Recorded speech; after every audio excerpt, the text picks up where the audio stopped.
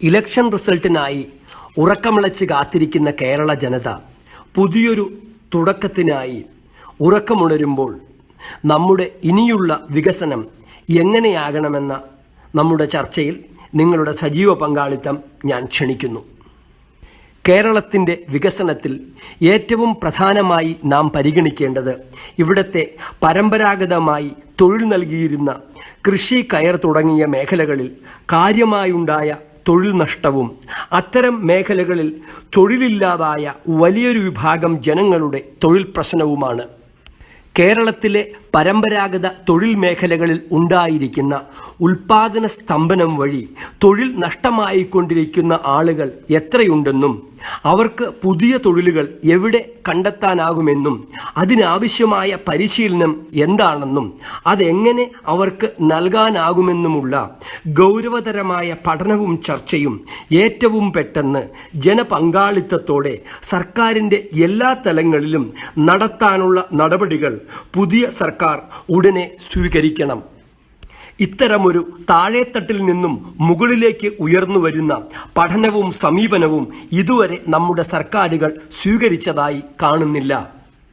പരമ്പരാഗത മേഖലകളിൽ ഇങ്ങനെ തൊഴിൽ നഷ്ടമായിരിക്കുന്ന ജനങ്ങൾക്ക് ജോലി നൽകാൻ ഉതകുന്ന വികസന പരിപാടികളാണ് ഇവിടെ ആദ്യമായി തയ്യാറാക്കപ്പെടേണ്ടത്.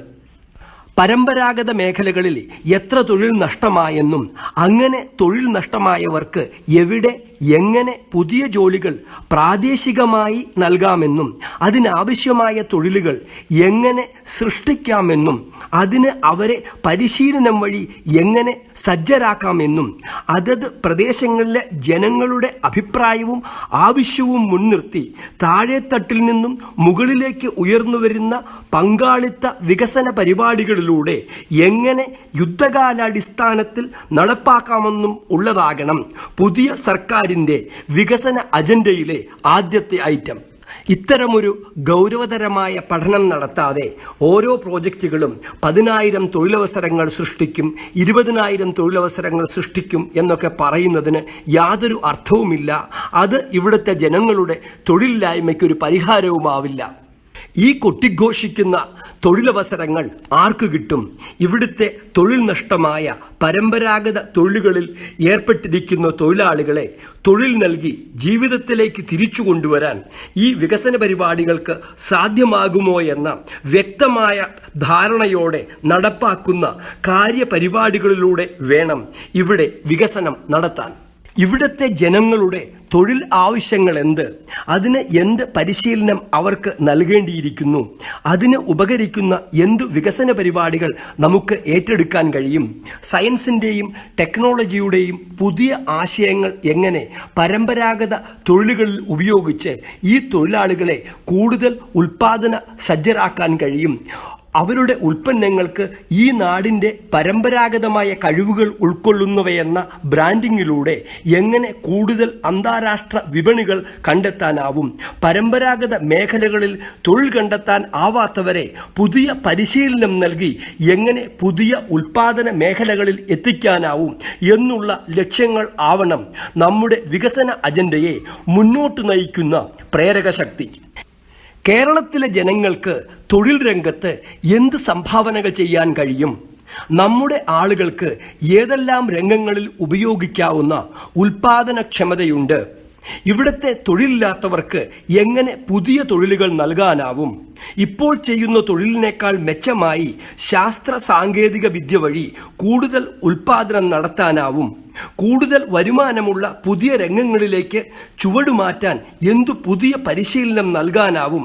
തുടങ്ങിയ പഠനങ്ങളിൽ കേന്ദ്രീകരിച്ച് ജനങ്ങളുടെ ആവശ്യങ്ങളിൽ നിന്നും ഉയർന്നു വരുന്ന ബോട്ടം അപ്പ് ഡെവലപ്മെൻറ്റ് അപ്രോച്ച്, അതായത് താഴെത്തട്ടിൽ നിന്നും മുകളിലേക്ക് വരുന്ന തരത്തിലുള്ള വികസനമാണ് പുതിയ സർക്കാർ കൊണ്ടുവരേണ്ടത്. രണ്ടാമത്തേതാണ് ഇവിടുത്തെ പരിസ്ഥിതിയെ സംരക്ഷിക്കുന്ന വികസനമെന്നത്. ത്രിതല വികസനത്തിൻ്റെ മറയിൽ ആ തലങ്ങളിലെ ഭരണകർത്താക്കളുടെ അജ്ഞതയും ദുരയും മുതലാക്കി നമ്മുടെ പ്രകൃതി സ്വത്തുക്കളെ നശിപ്പിക്കുന്ന വികസനം നമുക്ക് വേണ്ട. ഇവിടുത്തെ പ്രകൃതിയുടെയും പരിസ്ഥിതിയുടെയും ഉടമസ്ഥർ നമ്മൾ മാത്രമല്ല.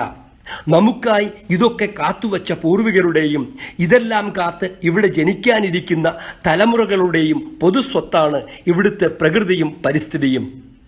തൽക്കാല ലാഭത്തിനായി ഇവയെ ചൂഷണം ചെയ്യുന്നത് തടയാൻ സർക്കാർ തലത്തിൽ നിഷ്പക്ഷരായ വിദഗ്ധരുടെ ഒരു സമിതിയുണ്ടാവണം. അതുകൂടാതെ ഓരോ നിയോജകമണ്ഡല തലത്തിലും അവിടുത്തെ ത്രിതല പഞ്ചായത്ത് പ്രതിനിധികളും MLAയും ഉൾപ്പെടുന്ന പ്രാദേശിക സമിതികൾ ഉണ്ടാവണം. ഓരോ വികസന പദ്ധതിയും വിശദമായ പാരിസ്ഥിതി ആഘാത പഠനങ്ങളുടെയും അവിടുത്തെ ജനങ്ങളുടെ അഭിപ്രായങ്ങളുടെയും ആവശ്യങ്ങളുടെയും അടിസ്ഥാനത്തിൽ മാത്രമേ വേണമോ വേണ്ടയോ എന്ന് തീർപ്പ് കൽപ്പിക്കാവൂ. മാത്രമല്ല, ഈ സമിതികൾ ഇത്തരം പദ്ധതികളുടെ തുടർച്ചയായ പ്രവർത്തനം സമയബന്ധിതമായി മോണിറ്റർ ചെയ്യുകയും വേണം. കേരളം പോലെ ഇത്രമാത്രം പാരിസ്ഥിതിക ആഘാതങ്ങൾ സഹിക്കാൻ കഴിവ് കുറഞ്ഞ സംസ്ഥാനങ്ങൾ ഇന്ത്യയിൽ വേറെയില്ല. നമ്മുടെ സവിശേഷമായ ഭൂമിശാസ്ത്രവും ഇവിടുത്തെ കാലാവസ്ഥയും നമ്മളിന്ന് വികസനത്തിൻ്റെ പേരിൽ നടത്തുന്ന പാരിസ്ഥിതിക ആക്രമണങ്ങളെ കൂടുതൽ രൂക്ഷമാക്കുന്നു. അതോടൊപ്പം കാലാവസ്ഥാ വ്യതിയാനമെന്ന ആഗോള ശക്തി കൂടെയാകുമ്പോൾ നമ്മുടെ പ്രകൃതിയുടെ നില വളരെ പരുങ്ങലിലാകുന്നു. അതിനാൽ ഇവിടുത്തെ ഇനിയുള്ള വികസനങ്ങളിൽ ഏറ്റവും പ്രധാനമായ ശ്രദ്ധ അർഹിക്കുന്നത് നമ്മുടെ ദിനംപ്രതി താറുമാറാകുന്ന പ്രകൃതിയും പരിസ്ഥിതിയുമാണ്. നമ്മുടെ പരിസ്ഥിതിയെയും പ്രകൃതിയെയും സംരക്ഷിക്കുന്നതും അതിൻ്റെ ആരോഗ്യകരമായ നിലനിൽപ്പിനെ സഹായിക്കുകയും ചെയ്യുന്ന വികസനമാണ് നമുക്ക് വേണ്ടത്. ഇന്നത്തെ നിലയിലെ വികസനം മുമ്പോട്ടു പോയാൽ ഗുജറാത്തിലെ ദ്വാരക കടലെടുത്ത പോലെ കേരളമെന്ന സംസ്ഥാനം പണ്ടുണ്ടായിരുന്നെന്നും അത് കടലെടുത്തു പോയെന്നും നമ്മൾ ഭൂമിശാസ്ത്ര പുസ്തകങ്ങളിൽ വായിക്കുന്ന കാലം വരും. അതുണ്ടാവുന്ന കാലത്ത് അത് വായിക്കാൻ ഒരു മലയാളിയും ഈ ഭൂമുഖത്ത് ഉണ്ടാവുകയില്ലെന്ന് മാത്രം. ഇനി ഏറ്റവും പ്രാധാന്യം നൽകേണ്ട വികസന അജണ്ട ഇൻഫ്രാസ്ട്രക്ചറിലുള്ള വികസനമാണ്. നമ്മുടെ സംസ്ഥാനത്തിൻ്റെ നട്ടെല്ലാണ് ഇൻഫ്രാസ്ട്രക്ചർ. നമ്മുടെ ദേശീയപാതകളുടെയും മറ്റെല്ലാ റോഡുകളുടെയും സ്ഥിതി വളരെ പരിതാപകരമാണ്. അതിൻ്റെ വികസനത്തിനായി മെട്രോ ശ്രീധരനെ പോലെ കേരളത്തോട് പ്രതിബദ്ധതയുള്ള മിടുക്കരായ ടെക്നോളജിസ്റ്റുകളുടെ കീഴിൽ ഒരു ഇൻഫ്രാസ്ട്രക്ചർ പ്ലാൻ ഉണ്ടാകണം. കേരളത്തിൻ്റെ വികസനത്തെ ത്വരിതഗതിയിലാക്കുന്ന ഒരു നാഡീവ്യൂഹമായിരിക്കും നല്ലൊരു ഇൻഫ്രാസ്ട്രക്ചർ എന്നത്. പ്രാദേശികമായ ഇടുങ്ങിയ താൽപ്പര്യങ്ങൾ കൈവിട്ട് സംസ്ഥാനത്തെ ഓരോരുത്തർക്കും പ്രയോജനമുണ്ടാകാൻ ഇവിടുത്തെ സാധാരണ ജനങ്ങൾ സ്വാർത്ഥത കൈവിട്ട് ഇത്തരം പ്രവർത്തനങ്ങളിൽ സജീവമായി സഹകരിക്കണം.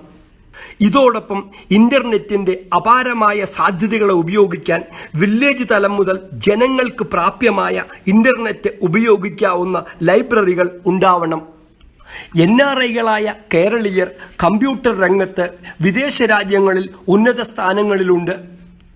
അവരുടെ സഹായ സഹകരണങ്ങളോടെ ശക്തമായ ഒരു കമ്മ്യൂണിക്കേഷൻ നാഡീവ്യൂഹം കൂടി കേരളത്തിൽ ഉണ്ടാക്കണം. അത്തരമൊരു ഇന്റർനെറ്റ് സംവിധാനം വന്നാൽ പ്രാദേശിക വികസന പ്രശ്നങ്ങളിൽ അവിടുത്തെ ജനങ്ങളുടെ അഭിപ്രായമനുസരിച്ച് നടത്താവുന്ന വികസനം കൊണ്ടുവരാൻ നമുക്ക് കഴിയും. ഇതിനായി നമ്മൾ കേരളത്തിലും വിദേശത്തുമുള്ള എല്ലാ മലയാളികളുടെയും സഹായ സഹകരണങ്ങൾ ഉൾപ്പെടുത്തി വിപുലമായ ഒരു കമ്മ്യൂണിക്കേഷൻ ബാക്ക് ബോൺ ഉണ്ടാക്കണം. റോഡുകളുടെ ഇൻഫ്രാസ്ട്രക്ചർ പോലെ തന്നെ സുപ്രധാനമാണ് കമ്മ്യൂണിക്കേഷന്റെ നെറ്റ്വർക്കും. എല്ലാ വീടുകളിലും സമ്പൂർണ്ണ സാക്ഷരതയെന്ന നേട്ടം കൈവരിച്ചതിനൊപ്പം എല്ലാ വീടുകളിലും സൗജന്യമായി വൈഫൈ എന്ന മഹത്തായ ഒരു ലക്ഷ്യം കൈവരിക്കാൻ ആയാൽ നമുക്ക് വിജ്ഞാനത്തിൻ്റെ രംഗത്തും പരസ്പരം റിയൽ ടൈമിൽ വിവരങ്ങൾ കൈമാറുന്നതിനും പ്രകൃതി ദുരന്തങ്ങളെയും മറ്റും കാലതാമസമില്ലാതെ നേരിടുന്നതിനും വസ്തുതാനിഷ്ഠമായി നമ്മുടെ വികസനം മുമ്പോട്ട് കൊണ്ടുപോകാനും നമുക്കാകും. അതുപോലെ കേരളത്തെ ഊർജ്ജരംഗത്ത് സ്വയം പര്യാപ്തമാക്കാൻ ഇവിടുത്തെ എല്ലാ മേൽക്കൂരകളും സോളാർ പാനൽ കൊണ്ട് പൊതിയും എന്ന ഒരു വികസന പരിപാടിയും നമ്മുടെ വികസന അജണ്ടയിൽ സ്ഥാനം കണ്ടെത്തണം. നാളത്തെ പുതിയ കേരളത്തിൻ്റെ വികസന അജണ്ടയിൽ ഒന്നാമതായി സ്ഥാനം പിടിക്കേണ്ടത് ഇവിടുത്തെ ജനങ്ങൾക്ക് തൊഴിൽ നൽകുന്ന താഴെത്തട്ടിൽ നിന്നും ഉയരുന്ന ആവശ്യങ്ങളെ മുൻനിർത്തിയുള്ള വികസന പരിപാടികളാണ്. ഇവിടുത്തെ തൊഴിലാഗ്രഹിക്കുന്ന ജനങ്ങൾക്ക് നമ്മുടെ പ്രകൃതിയെയും പരിസ്ഥിതിയെയും സംരക്ഷിച്ച് തൊഴിൽ നൽകുന്ന വികസനമാണ്. നമ്മുടെ വികസന അജണ്ടയിലെ രണ്ടാമത്തെ ഐറ്റം ശക്തമായ റോഡിൻ്റെയും ഇൻ്റർനെറ്റ് കമ്മ്യൂണിക്കേഷൻ്റെയും നെറ്റ്വർക്കുകളുടെ വികസനമാണ്. പുതിയ സർക്കാരിൻ്റെ വികസന പരിപാടികളിലൂടെ ഓരോ വീട്ടിലും സൗജന്യ വൈഫൈ ലഭ്യമാകണം. ഊർജ സ്വയം പര്യാപ്തതയ്ക്കായി ഓരോ മേൽക്കൂരയും സോളാർ പാനലുകൾ കൊണ്ട് പൊതിയാനാകണം. കേരള ജനതയുടെ ആവശ്യങ്ങളെ മുൻനിർത്തി ഒരു ബോട്ടം അപ്പ് ഡെവലപ്മെൻറ്റ് അപ്രോച്ചാണ്, അതായത് താഴെത്തട്ടിൽ നിന്നും മുകളിലേക്ക് ഉയർന്നു വരുന്ന ഒരു വികസനമാണ് പുതിയ സർക്കാരിൽ നിന്നും കേരളം കാംക്ഷിക്കുന്നത്.